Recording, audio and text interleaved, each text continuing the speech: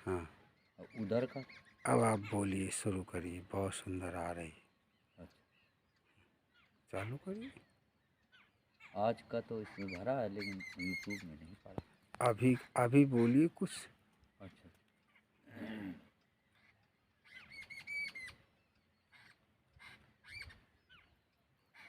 चैतन्यं शाश्वतं शान्तं व्योमातीतं निरञ्जनं नादबिन्दुकलातीतं तस्मै श्रीगुरवे नमः। गुरुर्ब्रह्मा गुरुर्विष्णु गुरुर्देवो महेश्वरा गुरु साक्षात् परब्रह्म तस्मै श्री गुरवे नमः। मनुष्य का जो सार्थकता का जीवन बताया गया है उसमें वेदों में, शास्त्रों में, पुराणों में तो मनुर्भाव वेद का वाक्य है। यानी जन्म से जैसे कोई सभी लोग शिक्षित नहीं होते, बाद में शिक्षित हुआ जाता है, इसी तरह से मनुर्भव का मतलब कि मनुष्य हो।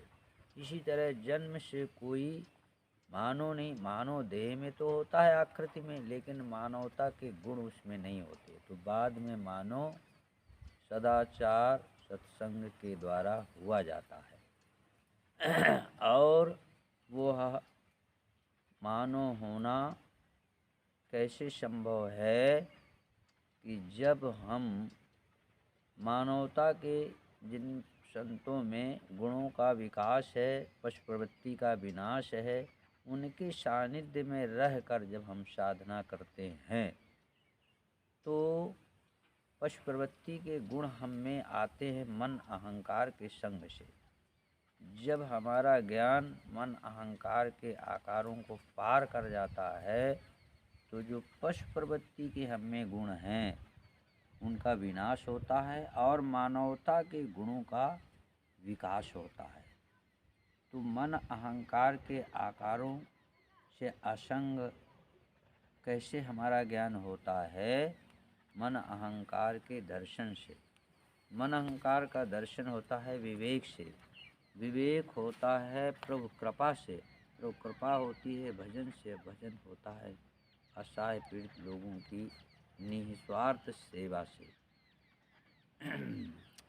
तो सेवा और भजन संतों ने तो दो चीज़ें बताई हैं, लेकिन हमारे 4 वेद 6, 7, 18 पुराण में केवल सेवा या परोपकार या पुरुषार्थ या परहित ही केवल बताया गया है।